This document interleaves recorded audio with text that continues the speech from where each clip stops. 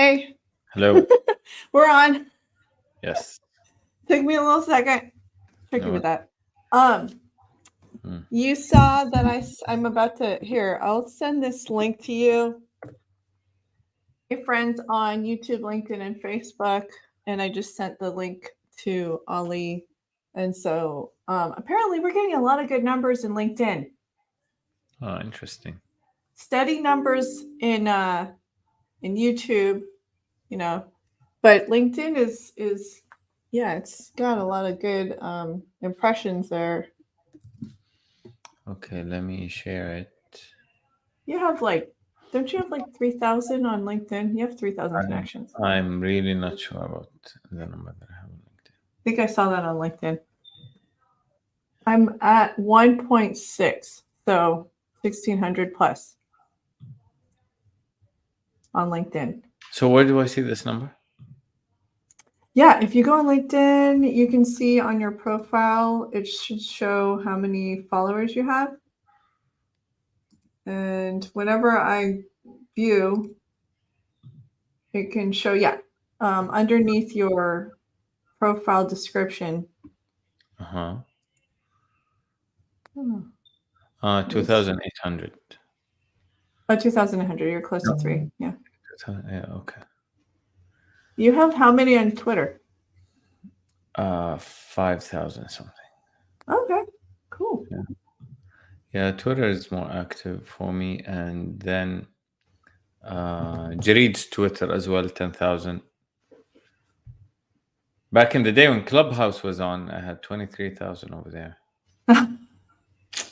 Yeah, that was one of That was a good those. boost. That was a good boost for Jareed because it launched. The hype of Clubhouse was at the same time of close to after Jareed was launched by like 2 to 3 months, and it was good. Like we expedited the growth of Jareed through Clubhouse, which is a good thing. Like this is something really important to learn that sometimes when a new channel opens up, like I don't know when TikTok first launched or when Instagram first launched their reels, or all of these are opportunities because there is usually an advantage for the first ones to subscribe or to start to create content before it becomes very competitive.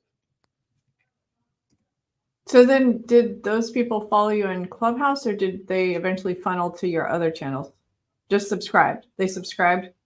They were the main reason for why my Twitter reached 5,000. Oh, okay. Yeah, I only had like 300 before Clubhouse. Then through being very active on Clubhouse, like having daily. Basically, what we did on Clubhouse, we used to have a daily session that talks about news. Since we were sending out a daily newsletter, so we also started a daily, almost like a news session about it. And it was nice, yeah. It attracted some attention, and then I linked my Twitter profile, or I would mention my Twitter profile, and people would follow me there, and yeah. So I think it was a Cool. good. Yeah, I'm wondering. Yeah, it seems like it was like one of those things that blew up and then it just kind of fizzled. Yep. Twitter Spaces is still live and active, and there's a lot of opportunity there. Yeah. There's a new channel that opened up on WhatsApp. I don't know how much people use WhatsApp in the US, but in Saudi it's quite prominent. It's big everywhere else. I mean, I use it. Yeah. But So WhatsApp just opened up something called WhatsApp channels, basically where you subscribe and people don't know, like it's anonymous. So you can follow channels, but the channel doesn't necessarily know who you are. Oh. So it just launched like a week ago or so, and now it's going to be like a race of which newsletters will go there first, or which media channels will go there first. So you will start to get most followers and whatnot. Yeah, So assuming it will succeed. Like you never know. Some of these new products by social media, sometimes they succeed, sometimes they fail. Yeah. But it's always nice. Like there isn't much effort because you will take the same content that you have and you will just rephrase it to this new platform. That reminds me of Threads. It's one of those things that everyone just jumped on really quick. But do you use it? No.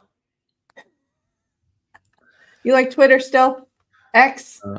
Yeah, X. Yeah. We Twitter could say X Twitter. No.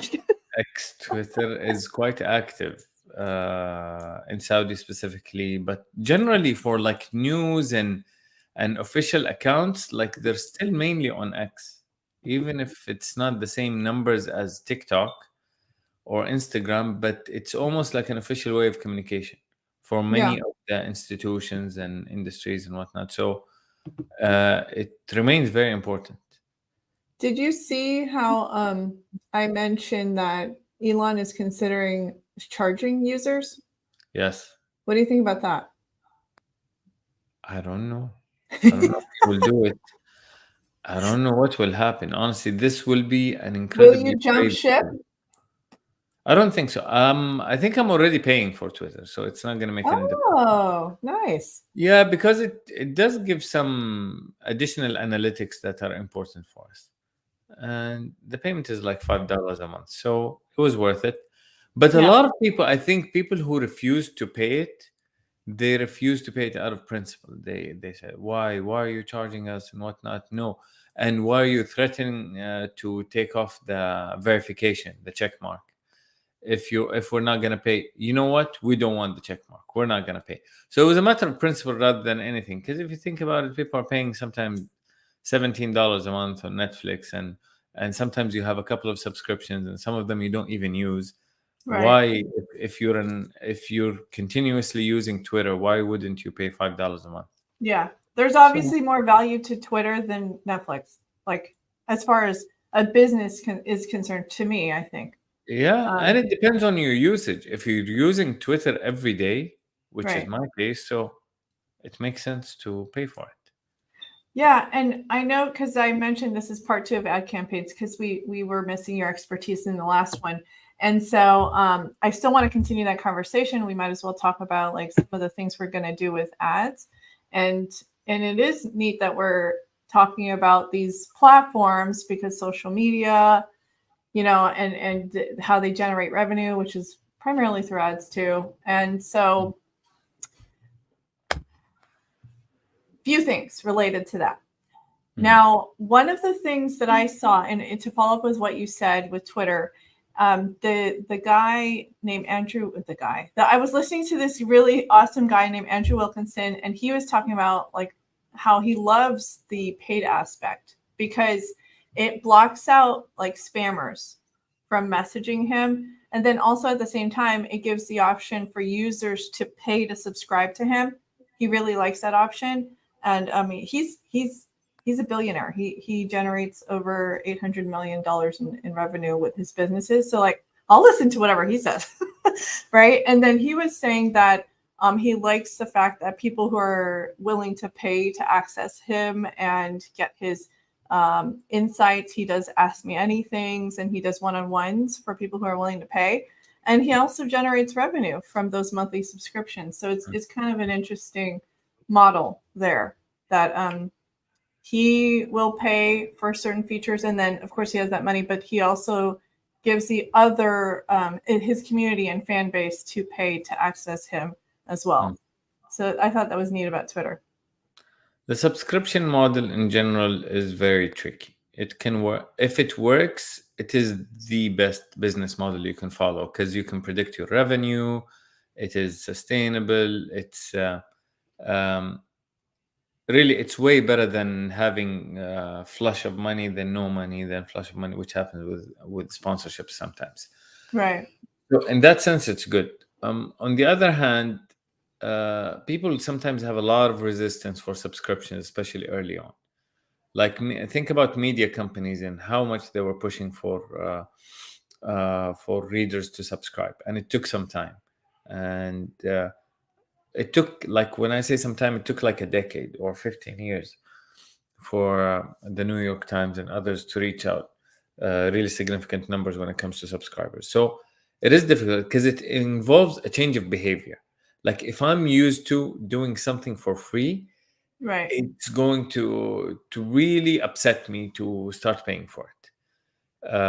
This is one. So when it comes to mass content, it's going to be difficult, right? When it comes to very specific content that is um, where the relationship is very clear about how much money am I gonna get out of it. For example, a newsletter about stocks or about the stock market, where I know if I look at the analysis of this newsletter, I'm gonna be making at least, I don't know, $20,000 a month. Then it will make absolute sense to pay $300 a month for it. It's not so. The equation over here is much clearer, and I think Mm-hmm. the subscriptions can be, first of all, can be high, and Mm-hmm. second of all, they can be easily justifiable. But when I talk about mass news, I still have an issue with paying for the Tallahassee Democrat subscription. I don't care how Oh much. yeah. I still have an issue with paying. I had an issue with paying for YouTube subscription, although the ads really annoy me, but I still stayed with the ads for years and years. So you can tell how this change of behavior is not that easy, and Yeah. that's why we picked the mass route rather than the subscription route. So mass route, freemium model, depending on sponsorships, rather than um, focusing on sponsorships and selling to a smaller number of audience. Yeah.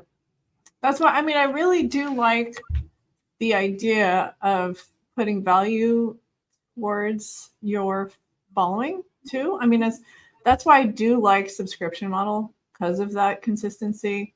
And so, I mean, obviously it's not something we're doing now, and we're not going to try. Yeah. But I do like that. But at the same, I see I listened to an interview between Sam Parr, who grew the Hustle newsletter, and then he interviewed the founder of Morning Brew. I believe it was Austin Reeve or something. Because the other one was, is it Sam Lieberman? I'm mixing it up. Yeah. Yeah. Alex. So Alex, yeah, Alex Lieberman.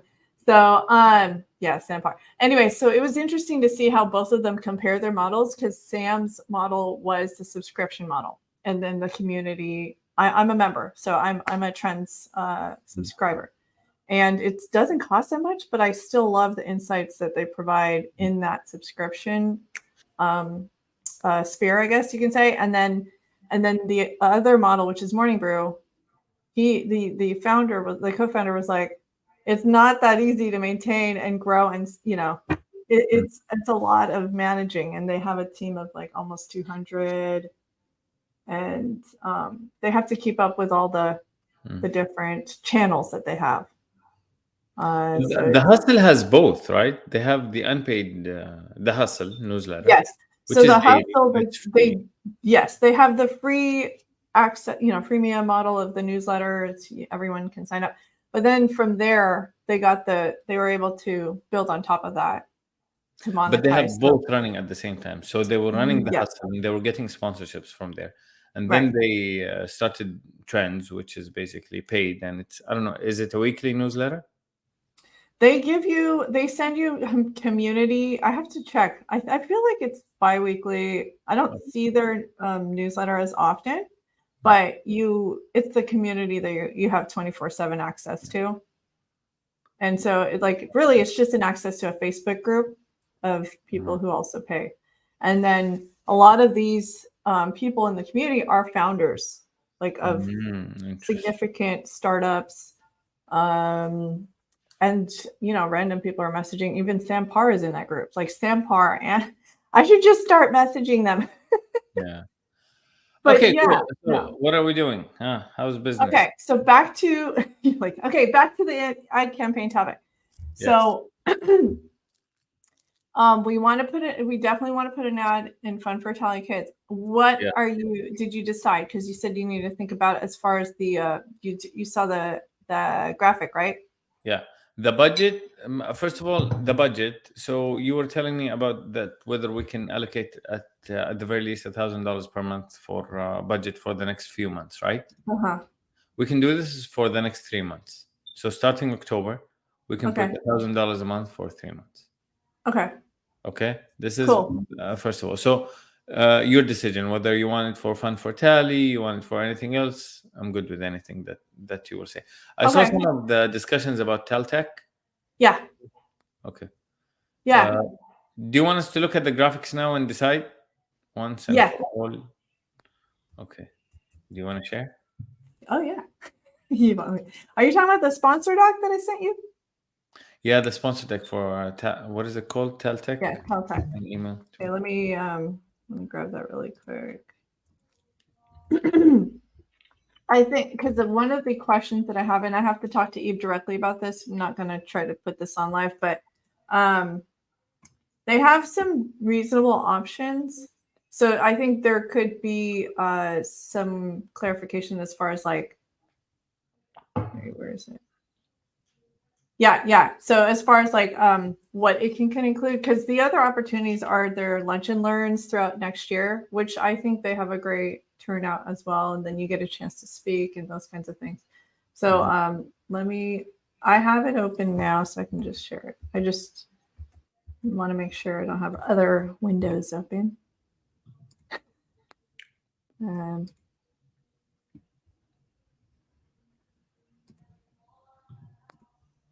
All right. Let me go ahead and add it. Yeah.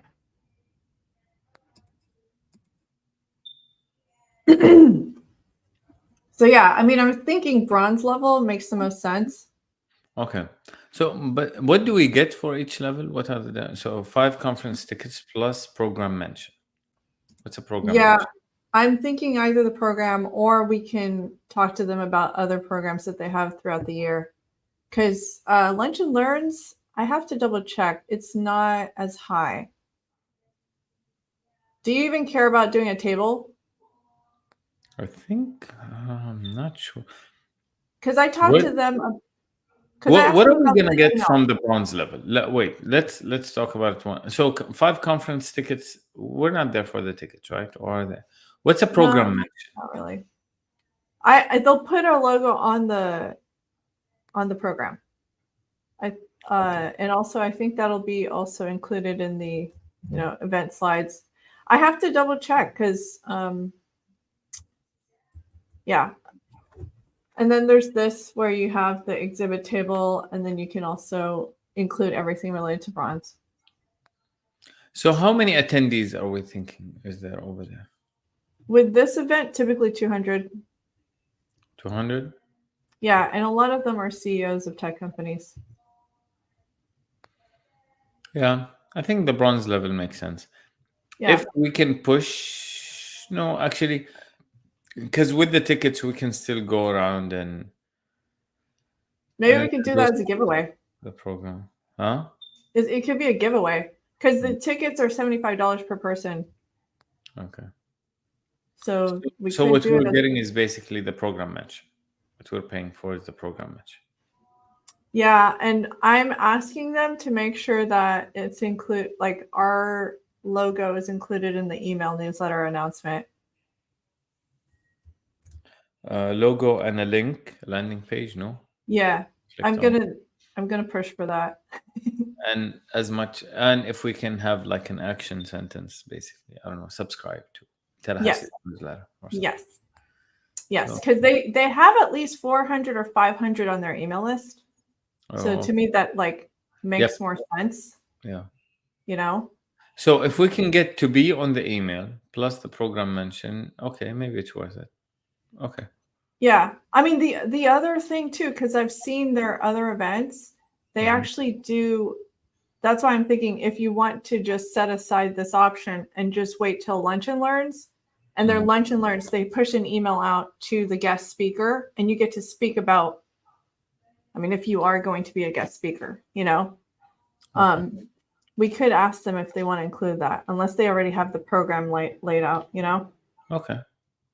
So we can definitely do the lunch and learn. We need that kind of stuff where actually we talk about newsletters value. Anyone can start a newsletter. We can help out. And now we started the newsletter about Tallahassee. Subscribe to it, etc. Thank you. Yeah. I was experimenting with an option. I thought they were going to do. Okay, yeah, this is it. This is where they could show us for. Okay. So I think it's it's a good option. I don't know. Listen, always have the benchmark that whenever we're paying money, we can get a subscriber for $3 on Google Ads. Yeah. So this, while this does not give us necessarily the same thing, because if there is 200 attendees, there is no way 100% of them are going to subscribe. So let's say if, I don't know, Right. 20% will subscribe, that is 40 people. However, there is really good brand awareness over here. So that's why Yes. probably I would think, oh, okay, it's yes.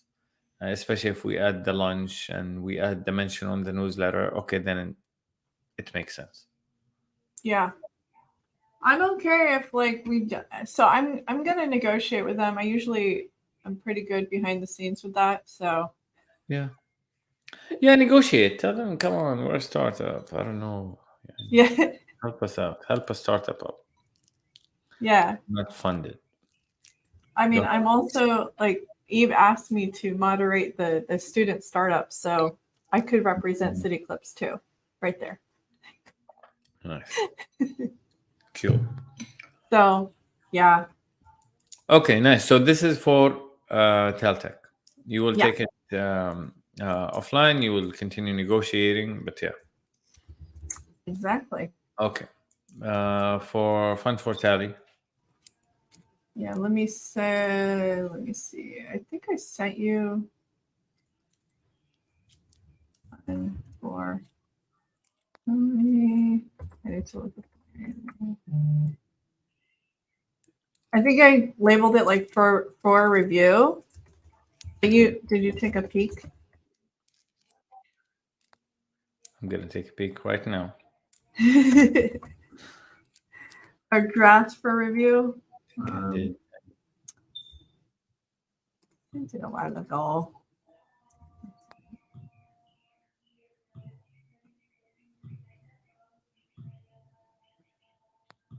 I sent you a lot of things. Oh wait, August. Basic plan. Where is it?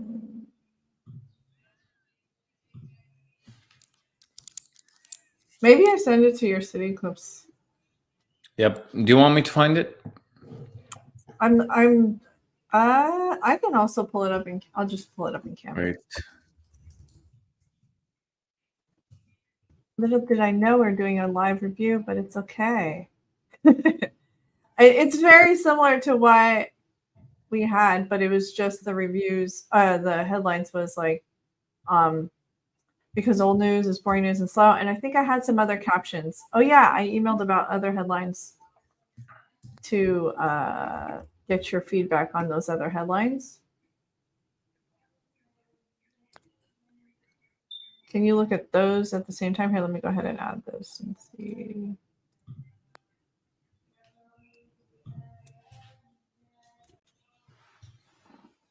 It's similar to this, but then I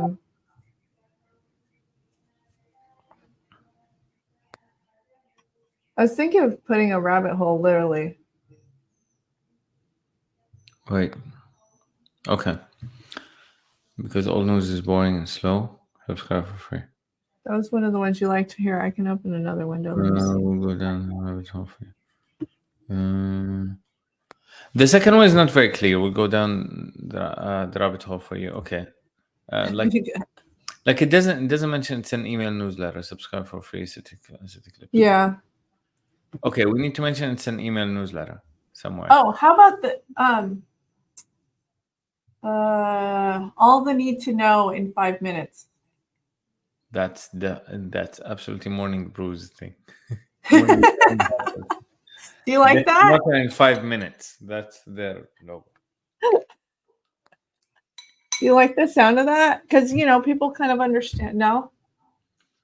But it's not the same. Our value proposition is Tallahassee's news in 5 minutes, or Tallahassee's updates in 5 minutes. Okay. I mean, is that catching enough though?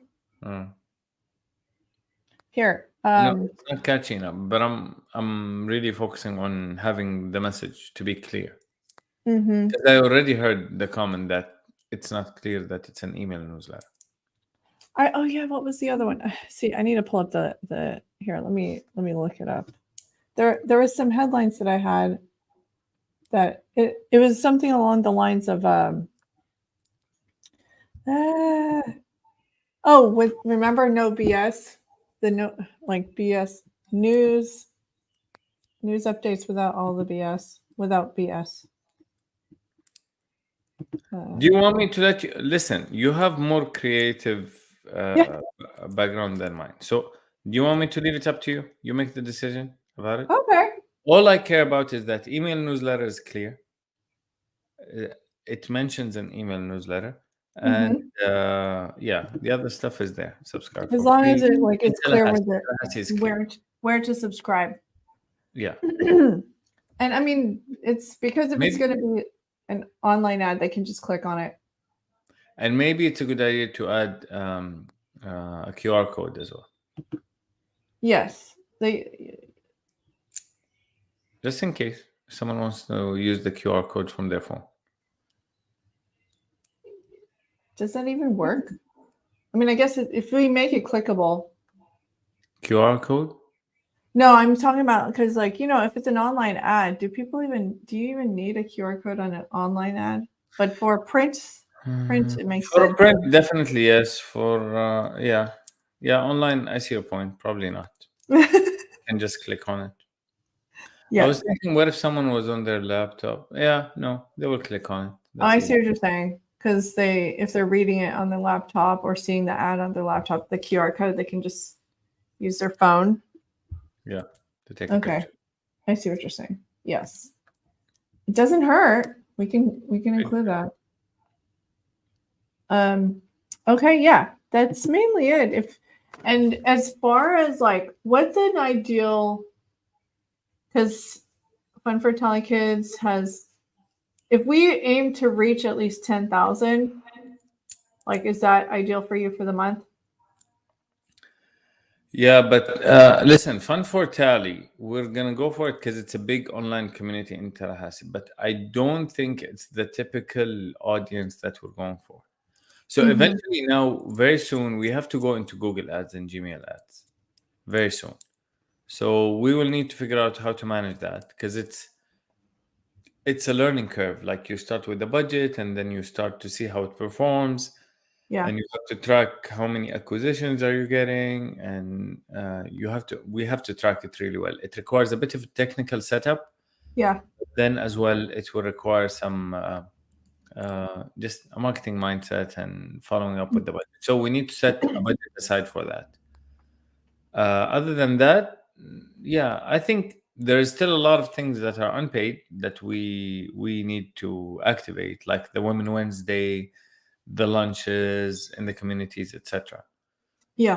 That's the second thing. And third thing, definitely, I will leave it up to you. Whatever events that you think are useful to sponsor them.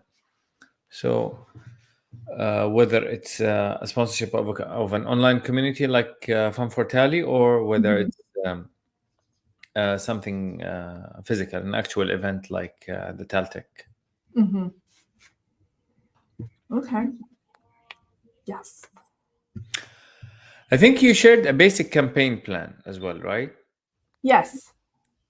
I actually, So- I mean, I have that open, but it's just an email. Yeah. So the phase 1 would be September is like organic, and we'll try to aim to reach at least 10,000 organically, reaching out to local Facebook groups. And I just need to reshare those. Now that we have some, I'm just going to test out different messaging, maybe see who responds to what. And that might be what we can, put ads towards. And then in October, that's when we can start really pushing with ads and potentially event sponsorships. And maybe billboards in November. Sure. But yeah, so we'll see what happens. Okay, I agree. Yeah. So I Yeah. think the budget will be there. You get to decide how it's spent. Okay. For 3 months. For 3 months. Maybe we'll increase it like during the 3 months, but this is what is confirmed for these 3 months. Okay. And just a side question, because I know it's almost at 30 minutes. Have you ever had to, for example, sometimes the early form of fundraising, which is angel investing, maybe it's your connections, right? Is that how you typically start with nothing? For those who might not have initial capital with, business loans, for example, maybe it's somebody starting with nothing and you can do email. And this is ideal for somebody who wants to build an email list. Like, how would you raise money to be able to fund online ads, things like that? Okay. Definitely family and friends is the first option. But the thing is, you want to start thinking about what are you like, is it an investment? Like, are these angels who will get equity, or are you thinking about something else? Because money is money, but you can get it through a loan, you can get it through an investment, you can get it through so many ways. I'm glad you brought that up, because one of the things too that people don't know how to negotiate regarding that, like, what is your experience or what is your knowledge about that regarding equity, and can you even promise that initially or after a certain period?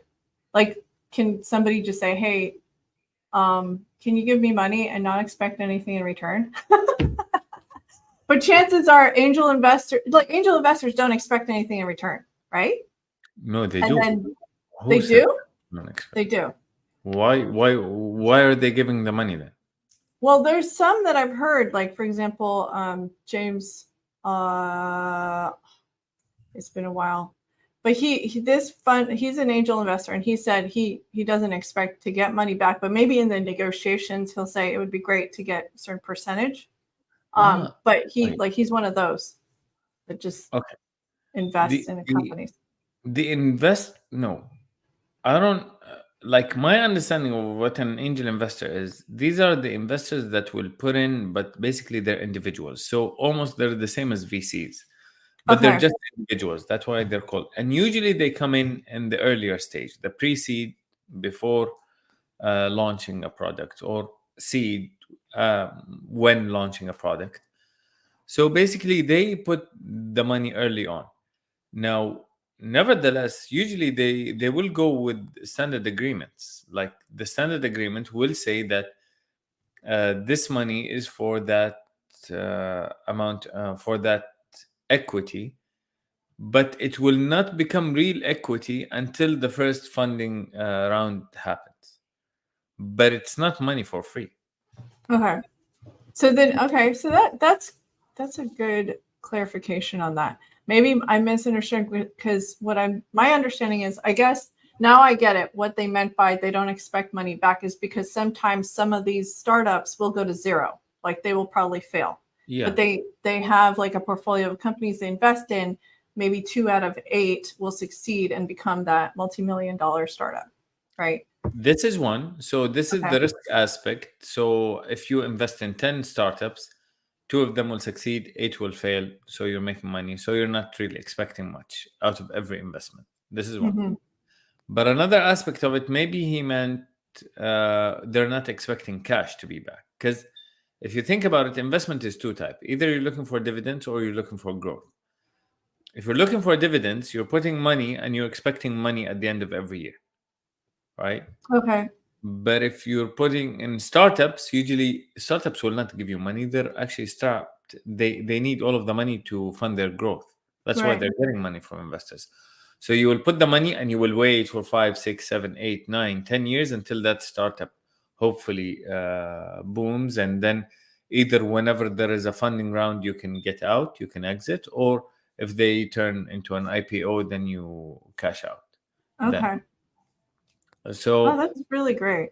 yeah, that so maybe they meant we're not expecting cash, or we're not expecting money in the short term.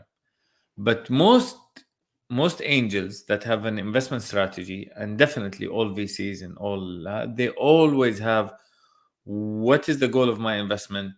Um, what is my portfolio specialized in? What is the timeline that I'm looking at? Do I want to exit in 5 years? Do I want to exit in 10 years? How many X's do I want to get? And then Okay. accordingly, they make the investment decisions. How do you convince an angel investor? I know a lot of it has to do with credibility and education background. What about people who have a great idea, but they don't have a lot? Like, I see these companies from Silicon Valley convincing these VC companies to donate hundreds of millions of dollars, and then they'll go zero, like they'll crash. Okay. And then there's these, there's probably some founders that are in like Timbuktu, Tallahassee, small town, but they don't know where to start to raise money, but they have a brilliant idea. And they probably could scale to significant, I don't know I'm what saying in that context, and then like I don't they're know like, what's a brilliant idea. A brilliant idea is a very subjective term. yeah, But I think what mostly investment, like venture capital money, goes into idea with the high, or at least this is what they traditionally did. They will look for disruptors, or for things that will change the market, or for things that probably have a very low chance of success. But if they succeed, they will become unicorns. Like, this is mainly what they're looking for. Um, because the idea is, if you're investing, if you have a portfolio, I don't know, if you have $1 million to invest, okay, and you know for a fact that 80% of businesses, of startups, fail. It doesn't matter the reason, but this is the end number. Like 80% will fail. It will be almost dumb to put all of that $1 million in one idea that you think is brilliant. Rather, take 10 ideas that might not seem that smart in the beginning, but all of them have a very high potential. Like, if it succeeds, it will boom. If it succeeds, it will boom. Then you take 10 of these, 8 of them will fail for one reason or another. 2 will succeed, and the 2 that will succeed will cover up the money for everything that failed, plus plus. So this is the overall mindset. Like, so I don't know. Look at what is it called? The most famous startup accelerator in Silicon Valley. What is Y it? Combinator. YCOM. Look at Y Combinator. Yeah. YCOM's latest batch. If you look at them, you will find, I don't know, there's like 200 startups in the batch. Maybe 140 of them or 160 of them are all working on AI. No, there's a lot of repetition. Like, even some of them have the same value proposition. But what is the idea? YCOM doesn't say, "Oh, these are the 5 startups that are amazing. Let's put all of the money over there." No, they will take the same amount. They will just spread it all over the place, Yeah. all over Yeah. these 250. If 10 or 20 out of these 250 will succeed, they will make up for the money that we lost on the others. That's it. It's the long game, right? They have to wait. So, Yeah, no, and that's so usually they always fascinating, look. Ollie. So they look at the outcome, how Yeah. big, how many X's is the outcome is going to be. Then they look at the team. Can the team deliver that? Okay. They look at what else? And definitely they look at the market. Is there a market for this kind of thing or not? So Mhm. that's why you will see all of a sudden, why is there a lot of AI now? Because of everything that we're hearing about ChatGPT and the growth and whatnot, Right. and what kind of services you can provide out of that, etc.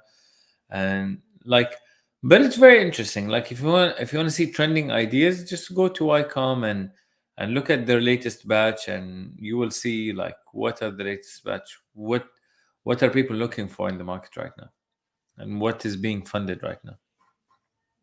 Yeah. And I know it's just like in general the funding scape. I keep seeing headlines like it's VCs are kind of freezing things, but they are heavily investing in AI. Maybe it's just they're taking their chances there because that's supposed to be the next big unicorn.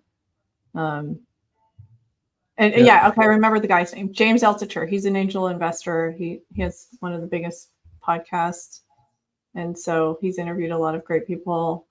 And so I think that's I must have heard him say like, yeah, I don't expect any money to come back. so but like you said, it pretty much means that some of it they might not actually be profitable or crash and just go to zero. So yeah, there's a high risk in them. Yeah, I agree. Yeah, that would be kind of neat if CityClips could organize a private event to gather angel investors and just see who in town are, and because you probably know some, aren't you one? Listen, I remember when we were thinking about the funding round for another startup, that we started to talk about the names of who are the investors that are available in Tallahassee, and even, but That would be a very interesting, like, kind of database to know. Yeah. There isn't that many, but it's interesting to know who will be interested in funding the right startups. We're not even talking about a specific startup, but who wants to go into this game. Mm-hmm. That would be an interesting database. I don't think I did not come across one. Not yet. I've only seen a few groups, but they don't like put themselves out there and, promote themselves locally. And it's funny because the ones who don't promote themselves heavily here in town locally are pretty big companies. I mean, I'm not talking about private investors. I'm talking about just in general, like businesses in general. No, Yeah. businesses usually, I don't know. I will start at least the first stage with angels, which is individuals, because I think these have an easier decision making process generally compared to businesses when it becomes committees that are deciding on which investments to go through and whatnot. And usually, when you start a startup, the first thing is you start with is friends and families, and then angels, and then VCs. Because if you get and of course you're investing your time and money into it, like if you as an individual invest your time and money and you can convince people who know you to give you their money, this gives better confidence for even the next level, which is the angels to give out money. Because if I see Mhm. that there is 3 or 4 people who trusted you with their money and you already are pitching in the money and the time to do this, okay, I know you're serious about it. Okay, here's my money. That's the second level, is angels. And then all of this network all of a sudden will prepare you to apply for VCs and whatnot. I'm Okay. assuming everything else is right. Like the idea is right, the market is right, the like everything, the timing and the team is fit to do the job, etc. Then, because VCs, like all of these are must-haves, but still there is still a subjective decision about. There is always this thing within VCs, like who invested in this company. Like it's not like it's almost like they don't trust FOMO. their opinion necessarily. Yeah, it is partly FOMO, but it's about who else is in. And sometimes people will just be in just because of that trusted investor has invested in this, and then they will say, okay, yes, definitely, we're going in. Yeah. Yeah. No, that makes sense. Yeah, no, I mean, I obviously you're the business guy, you're the numbers guy. So, and we are at the MVP stage, product market fit, vetting it that this is something that can be viable. So I'm like eager because I have been telling people about it and people who actually have funds and they expressed interest, and not to disclose publicly, but they're like, oh yeah, this sounds great. They understand there's a need for this. Yeah. It's just we just got to show them how we're executing, and then maybe we would have some private investors early on. So I don't know if it's too early, but maybe it'll help. It is too early because we still did not prove the market in terms of the numbers. Our Yeah. numbers are still not that proves, in my opinion, it's not. Yeah. No, I agree. So once we hit the numbers of subscribers while maintaining open rate and engagement and whatnot, then I think we will be ready. Okay. And at the same time, like it's always healthy to delay investments if you don't need them. Like Right. you have to know why you're getting an investment. Either you have a specific need for cash where you want to inject really right now, that's why you're giving out equity, or because that investment will give you access to certain brains and minds and networks that actually will give you potential for growth. So these are potentially the main 2 reasons why you will absolutely want an investment. And even for the first one, if you just need cash, you should always think about loans as well as another option. Like Right. I know a friend of mine who is starting a business about frozen foods and whatnot, and he needs cash to expand geographically. Right. But Yeah. instead of going the equity route, although some people offered money for him, he actually went for the credit route. He said, "No, I will take a credit of $8,000 on my individual credit, and I will try to push that as much as possible before I get any money from investors." That makes sense because the more you can build on your own, the more numbers you can achieve, the better valuation you will get, the better deal you will get once you get an investment. But if you Okay. get an investment early on, all of a sudden you will give out like 20, 30, 40% of your company for nothing, for money Yeah. that will end in 6 months, and all of a sudden after 6 months you will look at your equity table, and all of a sudden there's these people who got 20 or 30% for nothing. And also that is really ugly later on for VCs. When VCs wanna, like, even if they like the idea, they like the team, they look at everything, they will ask you, let's look at the cap table. Who owns parts of this business? And if they see an ugly cap table, like there's too many people who have equity in this business, or there's two or three that have nothing to do with the business and they own 60%, like they were early investors who are not working full time on the business. These are completely red That's flags good. that will Yeah. definitely get them out of the business. So, having an investor is not an easy decision and should not be taken lightly and should not be done too early on. Okay, that's awesome. I mean, Okay. that's great to like. A lot of kids probably don't even know that. Yeah. So I guess this Yeah, live that's took a helpful. different turn, but it was nice.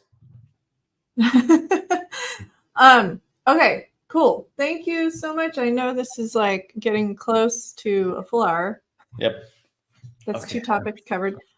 We can, what about for the next one? So I can have my team make sure that they understand. We can even split this episode in 2.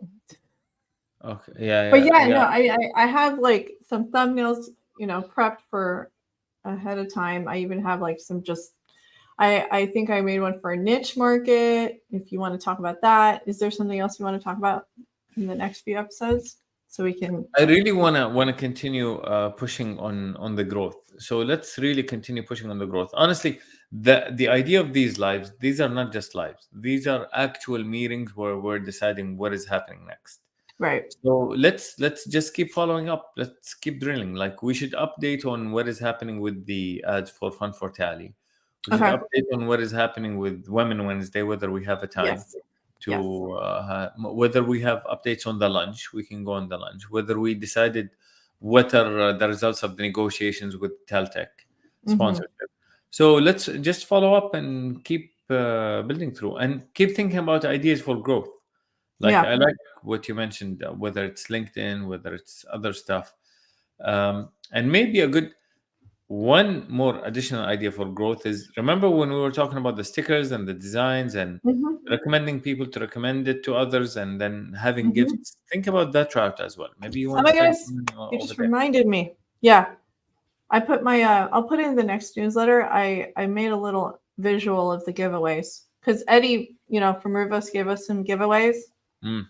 And so we got some notebooks and we got some hats and just have Cool. a few giveaways. These are expensive ones. We didn't have to pay anything. But But as far as our or with their branded, brand? No, we want our brand. yes, that's a different kind of that one's like the more. I remember you mentioned we're not ready yet when we do our branded stuff, but yeah, like we can develop that in the next month or so. Exactly. Yeah. Because I know you said we need more subscribers to make it significant, right? To start doing the rewards referral program. Yes, true, but at the same time, like, stuff will still stay there. Like, it will not work to a great extent if we don't have enough subscribers. True, Right. but it's still, in terms of cost, it will still be the same. We will Yeah. still need to plan it ahead, whether in terms of design, production, where we're gonna keep it, logistics, and whatnot. We still have to plan this ahead. Yes. But I agree, we need a boost of subscribers that will come through Women Wednesday, Taltech, Fun for Tally, the billboard, if we're gonna go with that. So, and Gmail ads. So, but by the time we're executing on these 5, we can still plan on this one, the product, our product, and our giveaways. Okay. Yeah. We need to get to 1,000, our first goal. At least. Yeah. Yes. Okay. I'll see you on Cool. the other side. Yep. Thank you, everyone.